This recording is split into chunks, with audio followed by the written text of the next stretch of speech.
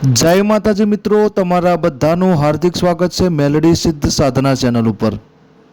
તો મિત્રો, આજના વિડીયોમાં આપણે વાત કરવાના છીએ કે શ્રાદ્ધના દિવસો ચાલે છે, તો શ્રાદ્ધના દિવસોમાં તમે તમારા પૂર્વજ અને સિકોતર માતા જે છે, જે સિકોતર માતા, હવે એમના માટે શું શું કરી શકો છો એ હું તમને આ વિડીયોમાં ખૂબ સરળ ભાષામાં સમજાવવાનો પ્રયત્ન કરીશ। હવે પહેલાં તો મિત્રો તમને એ જણાવું કે જે સિકોતર માતા લખ્યું છે એ વહાણવટી સિકોતર માતાની વાત હું કરતો નથી। સિકોતર એટલે જે આપણા પરિવારમાં, આપણા કુટુંબમાં, આપણા જે લોહીમાં કોઈ જેનો જન્મારો થઈ ચૂક્યો છે અને એમની અમૃત્યુ જેને કહેવાય, અવગતે જેને મૃત્યુ થયું કહેવાય, જ્યારે કોઈ સ્ત્રી આપણી બેન હોઈ શકે, ફઈ હોઈ શકે, બરાબર, ઉદાહરણ તરીકે લઈ લો તમે, તો એ જ્યારે મરે છે અકાળ મૃત્યુએ, ત્યારે એ ભૂત પ્રેતમાં એમને અમુકનો વાસ થતો હોય છે, એને પણ સિકોતર ઘણી જગ્યાએ કહેવાય છે, સિકોતર કરીને પૂજાય છે। હું એમની વાત કરું છું। તો આજે આપણે જાણીશું કે શ્રાદ્ધમાં પણ આપણે એવું કંઈ કરી શકીએ જેના લીધે આપણને બેનિફિટ થાય, આપણી જિંદગી સુખમય બને। તો મિત્રો, વિડીયો બહુ જ સરસ મજાનો છે।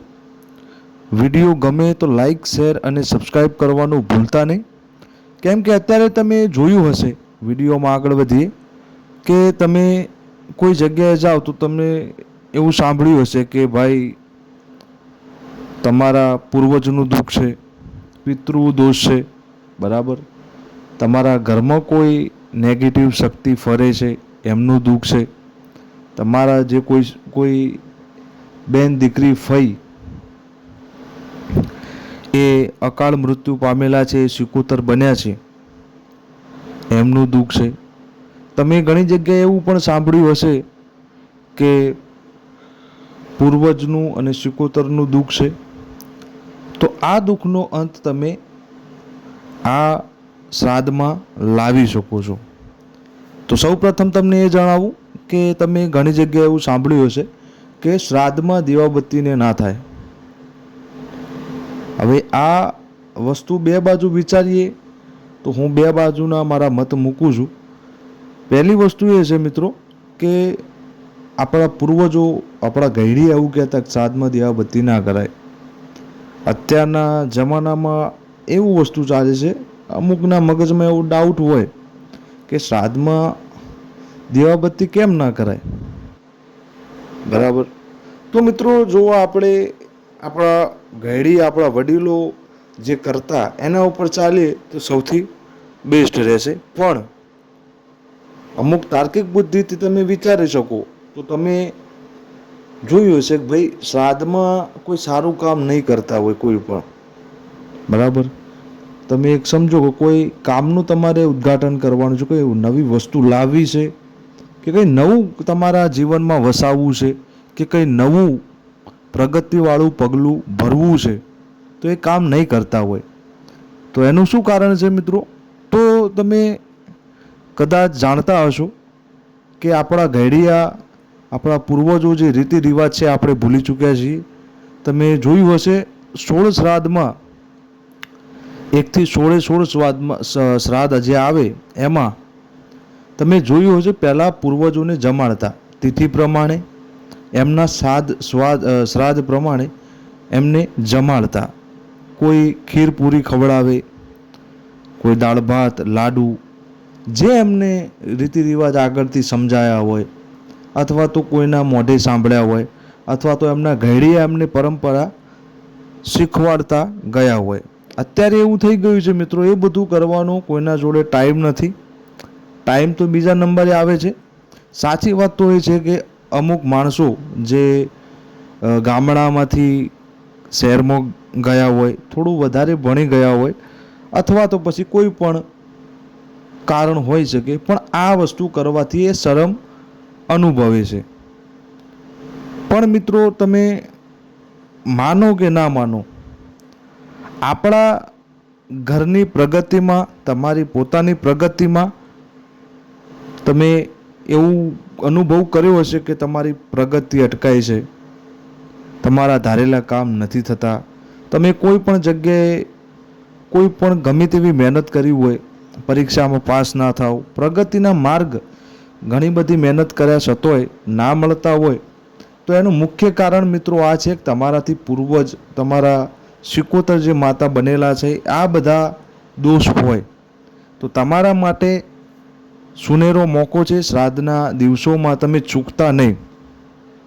શ્રાદ્ધના દિવસોમાં તમે પૂર્વજ અને શિકોતર માતાને તમારા યથાશક્તિ પ્રમાણે, તમારા તેત પ્રમાણે, તમારા નીતિ નિયમ પ્રમાણે જે પણ એમનું ભોગ તમે ચડાવતા હોય, જે પણ જમાડતા હોય, એ જમાડીને તમે એમને ખાલી ભોળા હૃદયથી વિશ્વાસ રાખી અને તમારા યથાશક્તિ પ્રમાણે એમને જમાડી અને તમે નમી પડશો તો તમારા હજારો ગુના માફ થઈ જશે. તમે ધીમે ધીમે અનુભવ કરશો કે તમારા જે પ્રગતિના માર્ગ છે એ ખુલવા માંડશે. ઘરમાં જે કંકાસ, કજ્જો, પ્રેમનો અભાવ રહેવો, એ બધું તમને તમારા ઘરનું વાતાવરણ બદલાતું દેખાશે. ઘરમાં આવશો તો તમને એવું લાગશે કે ના કોઈ મંદિરમાં જતા રહ્યા. એ ટાઈપનું તમારું ઘર એકદમ પ્રેમ ભાવથી રહેશે. ઘરમાં કજિયા કંકાસ નહીં થાય, પ્રગતિના માર્ગ ખુલશે. કોઈ પણ કામ કરશો એમાં દેવનો તમને 100% સપોર્ટ મળશે. તો તમે જે પૂર્વ તમારા શિકોતર માતાને જે જમાડતા હોય એ જમાડવાનું ચોક્કસપણે ભૂલતા નહીં. અમુક માણસોના ઘરે નારિયેલ બદલાતું હોય તો એ બદલજો યાદ કરી. અમુક ચંદરવા બદલતા હોય તો એ બદલજો. જે પણ તમારા રીતિ રિવાજો છે, જે તમારા ઘરડિયા પાલન કરતા, એકવાર તમે પણ એક જ વાર ખાલી એ પાલન કરી આ શ્રાદ્ધના દિવસોમાં એકવાર યાદ કરી, પાલન કરી, એકવાર તમે અનુભવ કરી જોજો. 100% તમને જે આ વરસ ગયું અને એ વરસ આવશે એમાં 100% તમને રતિભાર પણ તમને 100% એવો અનુભવ થશે કે ના, કંઈક અલગ થયું છે અને સારું થયું છે. કરવાનું તમારે એટલું જ છે જે તમારા ઘરડિયા તમારા પૂર્વજો માટે કરતા, તમારા દેવ માટે કરતા, જે શ્રાદ્ધ જેને નાખતા તે પ્રમાણે શ્રાદ્ધ નખાય. અમુક અલગ અલગ વર્ણ છે, એમ અલગ અલગ દિવસે પહેલા શ્રાદ્ધે, બીજા, ત્રીજા, એમ કરીને અલગ અલગ સમાજોમાંથી અલગ અલગ તેત વાઇઝ પૂર્વજોને જમાડતા. સાદી ભાષામાં આપણે વાત કરીએ, સરળ ભાષામાં, તો પૂર્વજોને જમાડતા. આટલું ખાલી આ વખત આટલું યાદ કરીને કરી જોજો. 100% તમારા ઘરમાંથી કંકાસ, કજ્જો જતો રહેશે. કોઈના લગ્ન સંબંધિત કોઈ કાર્ય અટકાઈ રહ્યું હશે એ પણ પૂર્ણ થશે. તમારા પ્રગતિના માર્ગો ખુલવા માંડશે. એ 100% મારો અનુભવ છે અને મારો વિશ્વાસ છે. આ જે પણ જાણકારી છે એ મારા અનુભવ પ્રમાણે છે, બરાબર. તો તમને યોગ્ય લાગે, તમને મારા ઉપર, મારા વિડીયોમાં હું જે બોલું છું એના પર વિશ્વાસ થાય તો એકવાર ચોક્કસપણે અનુભવ કરી જોજો. 100% તમને સારો અનુભવ થશે અને તમારા પ્રગતિના માર્ગ ખુલતા દેખાશે. તમારા ઘરમાંથી કંકાસ, તમારા જીવનમાંથી ઘણી બધી મુશ્કેલીઓ ઓછી થઈ જશે. તો ચાલો મિત્રો, આ વિડીયોમાં આટલું. વિડીયો ગમ્યો હોય તો લાઇક, શેર અને સબસ્ક્રાઈબ કરવાનું ભૂલતા નહીં. તો મળીએ હવે નવા વિડીયો સાથે. ત્યાં સુધી જય માતાજી, જય મેલડીમાં, હર હર મહાદેવ.